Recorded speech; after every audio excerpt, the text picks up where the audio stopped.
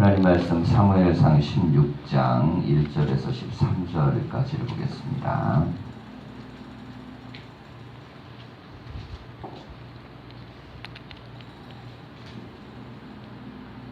들어가겠습니다. 여호와께서 사무엘에게 이르시되 내가 이미 사울을 버려 이스라엘 왕이 되지 못하게 하였거늘 내가 그를 위하여 언제까지 슬퍼하겠느냐. 너는 뿔에 기름을 채워 가지고 가라. 내가 너를 베들레헴 사람 이새에게로 보내리니 이는 내가 그의 아들 중에서 한 왕을 보았느니라 하시는지라. 사무엘이 이르되 내가 어찌 갈 수 있으리이까. 사울이 들으면 나를 죽이리이다 하니 여호와께서 이르시되 너는 암송아지를 끌고 가서 말하기를 내가 여호와께 제사를 드리러 왔다 하고 이새를 제사에 청하라. 내가 내게 행한 일을 가르치리니 내가 내게 알게 하는 자에게 나를 위하여 기름을 부을지니라. 사무엘이 여호와의 말씀대로 행하여 베들레헴에 이르매 성읍 장로들이 떨며 그를 영접하여 이르되 평강을 위하여 오시나이까. 이르되 평강을 위함이니라. 내가 여호와께 제사하러 왔으니 스스로 성결하게 하고 와서 나와 함께 제사하자 하고 이새와 그의 아들들을 성결하게 하고 제사에 청하니라. 그들이 오매 사무엘이 엘리압을 보고 마음에 이르기를 여호와의 기름 부으실 자가 과연 주님 앞에 있도다 하였더니 여호와께서 사무엘에게 이르시되 그의 용모와 키를 보지 말라. 내가 이미 그를 버렸노라. 내가 보는 것은 사람과 같지 아니하니 사람은 외모를 보거니와 나 여호와는 중심을 보느니라 하시더라. 이새가 아비나답을 불러 사무엘 앞을 지나가게 하매 사무엘이 이르되 이도 여호와께서 택하지 아니하셨느니라 하니 이새가 산마로 지나가게 하매 사무엘이 이르되 이도 여호와께서 택하지 아니하셨는가 하니라. 이새가 그의 아들 일곱을 다 사무엘 앞으로 지나가게 하나 사무엘이 이새에게 이르되 여호와께서 이들을 택하지 아니하셨느니라 하고 또 사무엘이 이새에게 이르되 내 아들들이 다 여기 있느냐. 이새가 이르되 아직 막내가 남았는데 그는 양을 지키나이다. 사무엘이 이새에게 이르되 사람을 보내어 그를 데려오라. 그가 여기 오기까지는 우리가 식사 자리에 앉지 아니하겠노라. 이에 사람을 보내어 그를 데려오매 그의 빛이 붉고 눈이 빼어나고 얼굴이 아름답더라. 여호와께서 이르시되 이가 그니 일어나 기름을 부으라 하시는지라. 함께 읽겠습니다. 사무엘이 기름 뿔병을 가져다가 그의 형제 중에서 그에게 부었더니 이날 이후로 다윗이 여호와의 영에게 크게 감동되니라. 사무엘이 떠나서 라마로 가니라. 아멘. 인사하겠습니다. 말씀 안에 복된 하루가 되십시오. 예, 오늘 본문 말씀은 사무엘이 다윗을 왕으로 기름 부어 세우는 장면인데요. 이제 공개적으로 이렇게 할 수는 없었기 때문에 하나님께서 사무엘에게 이 베들레헴으로 가서 이새의 아들들을 찾아라 라고 말씀을 했습니다. 그 중에 하나님께서 한 왕을 보았다 그랬어요. 자, 이것은 하나님께서 손수 사람을 찾은 것을 이야기하는데요. 2절을 보면 사무엘이 이르되 내가 어찌 갈 수 있으리까. 사울이 들으면 나를 죽이리이다 그럽니다. 자, 이 대목을 보면 이 사무엘이 사울을 두려워하는 겁니다. 이 왕의 자리에 오른 사울이 그 처음 왕이 되었을 때와는 다른 거죠. 권력의 자리에 오르니까 이 사람은 권력의 힘으로 다른 사람의 모습을 가지고 있는 겁니다. 자, 그래서 이때 하나님께서 그에게 제사를 지내러 간다고 하고 그리고 나서 그 지역에 가서 이새의 아들을 선택을 해라 라고 말씀을 하셨습니다.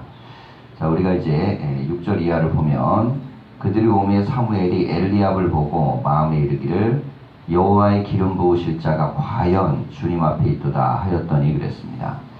자, 아들을 이제 일곱을 데리고 왔는데요. 그 중에 첫째 아들이었던 엘리압을 보자 사무엘은 마음이 너무 와닿았습니다. 이 사람이다. 그런 생각을 했어요. 자, 오랜 세월을 살다 보면 사람은요, 사람을 직관적으로 볼 수 있는 능력이 생깁니다. 웬만한 사람들도 그런 능력이 있어요. 근데 이 사무엘은 탁월한 민족의 지도자니까 당연히 그가 보는 이 능력은 사람을 꿰뚫어 볼 수 있고 혹은 이 모든 것을 바라볼 수 있는 지혜가 있겠죠. 그런데 이 엘리압을 하나님께서 뭐라고 표현하셨냐면 내가 이미 그를 버렸다 그랬어요. 그러니까 사무엘 같은 사람도 하나님이 누구를 택할지를 알 수 없는 겁니다. 자, 이것은 인간이 인간을 생각할 때에 사람이 이 사람은 선택될 거야 하는데 버려지고, 어떤 사람은 이 사람은 별 볼 일 없어 그러는데 또 선택되기도 하고. 자, 그러니 하나님이 사람을 고르시는 기준은, 자, 성경대로는 이제 외모를 보지 않고 중심을 본다 그랬는데, 이 표현이 그래서 그렇지, 사실은 하나님이 사람을 선택하는 기준은 인간으로서는 헤아릴 수 없습니다. 왜냐하면 인간은 중심을 볼 수 없기 때문에 이제 이거 불가능하죠. 자, 그러면서 하나님께서 그에게 키와 용모와 키를 보지 말라 그랬어요. 사울을 보면 이 용모와 키가 훌륭했죠. 남들보다 이 머리 하나가 더 있을 만큼 키도 크고 용모도 대단했습니다. 자, 그러니까 이제 사울을 대체하려고 했을 때 그런 비슷한 인물을 생각을 한 것입니다. 그런데 하나님은 그걸 보지 말라는 거예요. 첫 번째 왕의 조건이 그거였다면, 이제 두 번째 왕의 조건은 그런 것이 되면 안 된다는 것입니다. 첫 번째는 외모였다면 두 번째는 이제 중심이에요. 이게 사울하고 다윗의 차이입니다. 자, 외적으로 볼 때는 훨씬 더 사울이 왕다운 왕입니다. 겉으로 보기에. 그리고 백성들 전체적으로도 사울이 이 왕으로 세워지고 만들어갈 때 사실 순식간에 동의합니다. 자, 순식간에 동의할 수 있었던 건 어쨌든 그가 남들보다 훨씬 더 외모적으로 뛰어났기 때문입니다. 자, 그런데 지금 이 다윗이 왕의 자리에 오를 때까지 굉장히 오랜 시간이 걸려요. 하나님이 세우시고 만들어 가셨지만은 이 백성들이 지지하고 만들어 가는데 굉장히 이 갈등의 요소가 되고 또 어렵습니다.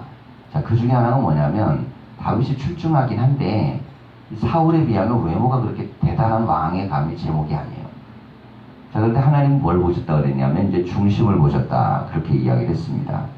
8절 이하는 이제 아들들을 순서대로 데려오죠. 아비나답을 데려오는데 하나님께서 이도 택하지 않으셨다 이야기했고, 9절에서는 산마를 지나가게 하는데 이도 택하지 않으셨다. 자, 10절을 보면 그의 아들 7을 다 사무엘 앞에 지나가게 했는데 이도 여호와께서 택하지 않으셨어요. 자, 그러니까 이제 그 7명의 아들을 세워놓고 그 중에 한 명이 되기를 원했던 이새의 마음이 있습니다. 여기 아버지의 마음이 있고, 그리고 그 중에 왕감이 있을 거라고 생각했던 또 사무엘의 마음이 있어요. 근데 이 아버지의 마음이든 혹은 사무엘의 마음이든 인간의 마음이 사람을 택하진 않습니다. 바램도 있죠, 여기에. 야, 얘가 됐으면 좋겠어. 될 수 있으면 아버지는 큰 아들이 됐으면 좋았었겠죠. 네. 자, 그런 마음이 있었지만 이제 하나하나 무너져 내려갑니다. 그리고 11절 보면 사무엘이 이새에게 이르되 내 아들들이 다 여기 있느냐. 이새가 이르되 아직 막내가 남았는데 그는 양을 지키나이다. 사무엘이 이새에게 이르되 사람을 보내어 그를 데려오라 그랬어요. 우리가 이 대목을 좀 봐야 되는데요. 사람을 보내어 그를 데려와라. 자, 그러면 여기서 사람은 뭐 둘 중에 뭐 자녀들일 수도 있고 종일 수도 있고 뭐 이렇게 되겠죠. 근데 어쨌든 간에 이 다윗은 지금 가장 중요한 자리, 이게 사무엘이 초청한 이 식사의 자리죠. 사무엘이 초청한 이 식사의 자리에 다윗이 빠졌습니다. 이게 다윗이 빠졌던 이유는 아버지가 이 다윗을 별로 그렇게 대수롭게 생각하지 않았기 때문이에요. 너는 양야치고 있어 이랬던 것입니다. 시편에서는 이 아버지에 대한 이 굉장히 상처받은 유년 시절의 이야기를 다윗이 고백합니다. 아버지가 자기를 버렸다고 생각해요. 근데 이 버림받은 이 다윗이 했던 게 뭐냐면 악기를 연주하는 거고, 그리고 돌팔매질을 하는 거고, 그냥 양을 열심히 지키는 거예요. 이게 버림받은 상처에 대한 부분이 어쨌든 간에 사람에게는 그게 지속적으로 있지 않겠습니까? 그런데 그는 이걸 어떻게 해결하냐면 여호와가 나의 목자라는 고백으로 해결을 합니다.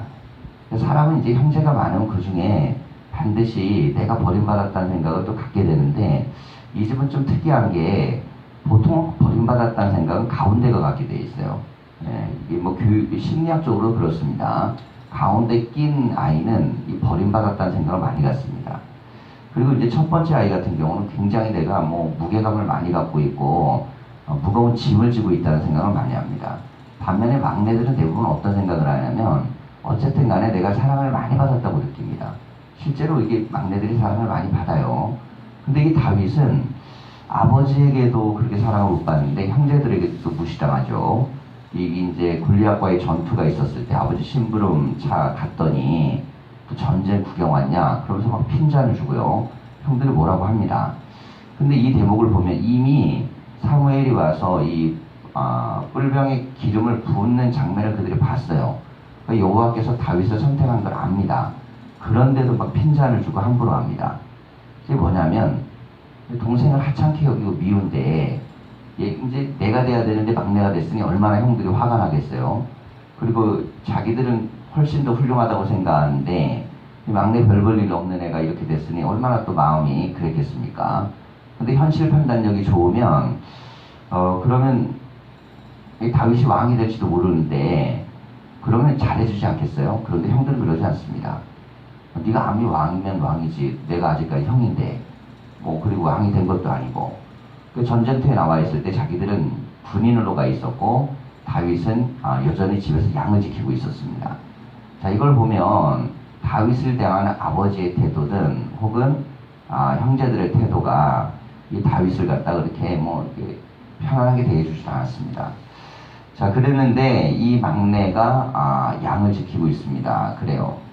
자, 이때 사무엘은 사람을 보내라. 그러니까 사람이 다윗 대신 거기 갈 수 있었던 겁니다. 그런데 안 데리고 왔던 거예요. 그러니까 누구를 대체할 수도 있었는데 그냥 남 맡기는 네가 해 그랬던 겁니다. 자, 웬만하면 자네들 다 불러라 그러면 딴 사람한테 부탁을 하고 그리고 그 자네를 부르겠죠. 왜냐하면 사무엘 같은 사람은 평생에 한번 만날까 말까 한 사람입니다. 대단한 지도자가 오는데 그것도 자네들 다 초청을 했어요.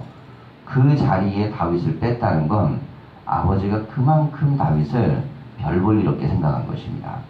자, 이랬던 다윗이 하나님의 마음에 합한 자가 되었습니다.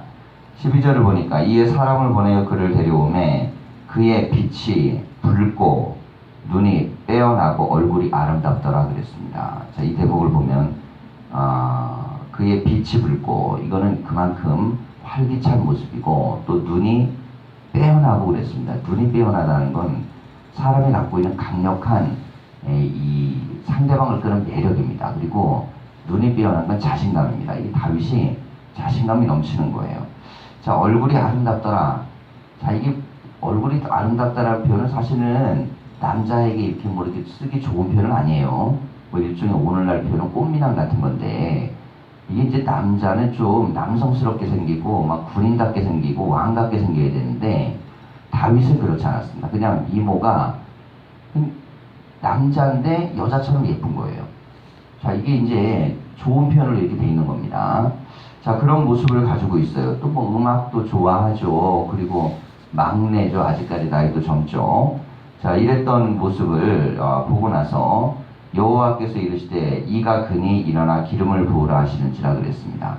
하나님께서 이 사람이 바로 내가 왕으로 세울 사람이다. 이렇게 사무엘에게 얘기를 했어요. 자, 사무엘이 기름 뿔병을 가져다가 그의 형제 중에서 그에게 부었더니 이 대목입니다. 형제들은 이미 거쳐서 아닌 게 결론이 났어요. 자, 이게 참 비참한 거예요. 차라리 그냥 누구다 이렇게 알려줬으면 좋은데 그렇게 안 하고 7을 세워놓고 하나하나 다 제낍니다. 제끼고 나서 마지막에 있지도 않은 아들을 데려다가 세웠어요.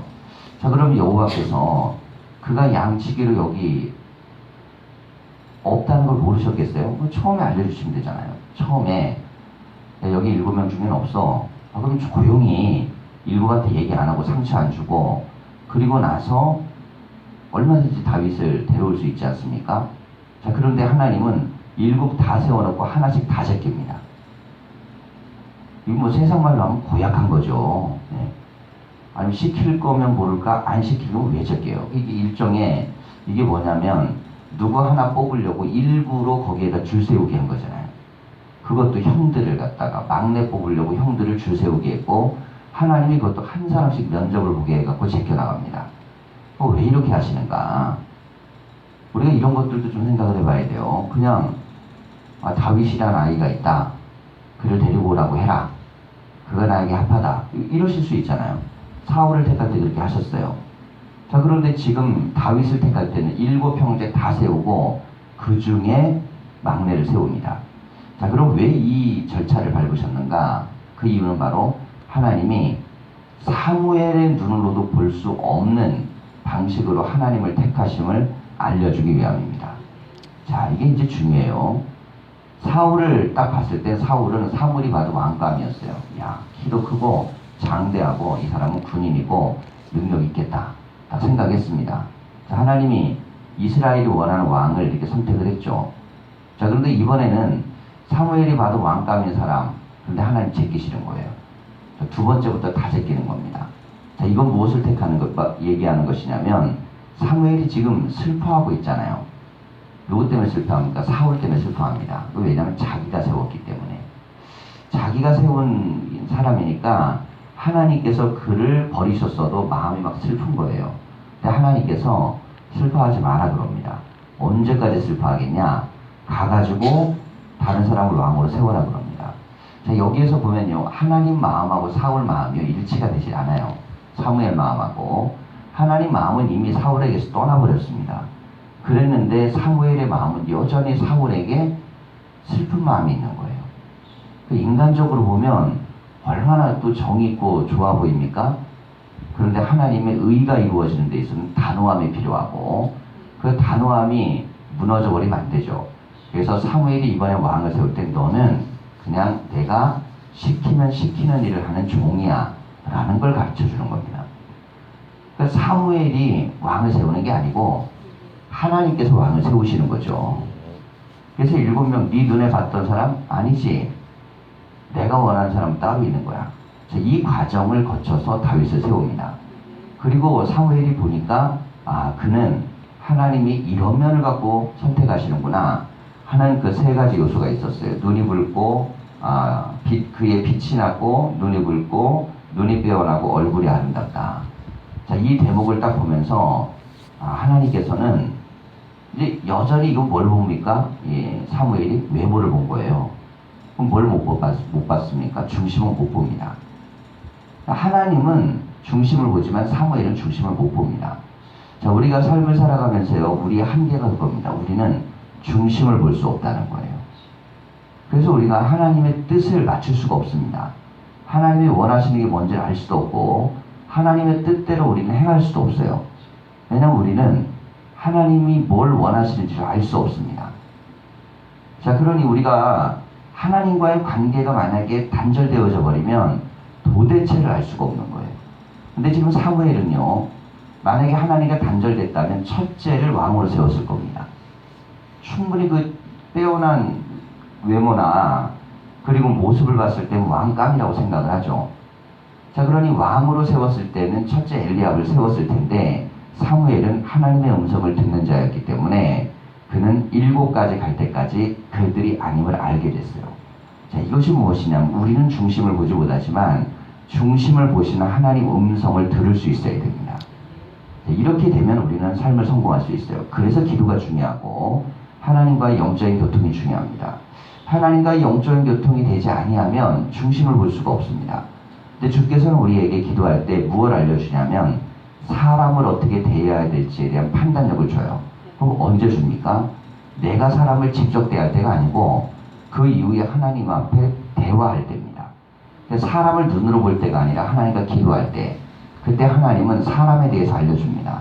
그러니까 기도할 때 듣는 음성이 제대로 된 눈이에요. 이게 영적인 눈이죠. 사무엘이 뭐가 열리냐면 하나님과 대화하면서 사람을 보는 눈이 열리는 것입니다. 우리의 눈은요, 절대로 사람이 보는 눈은 굉장히 현혹되어져 있습니다.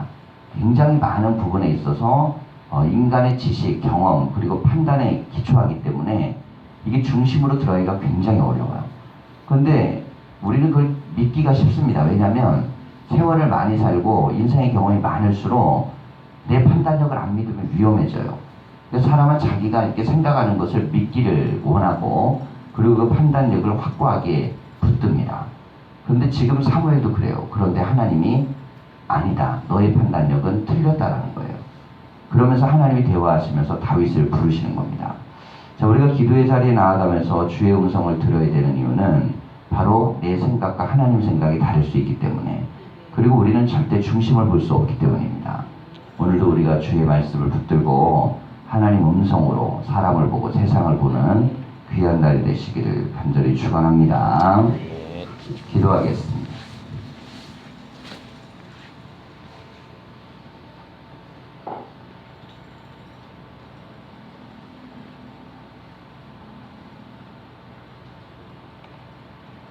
살아계신 하나님, 우리가 하나님 앞에 나아가며 이 새벽을 쌌습니다.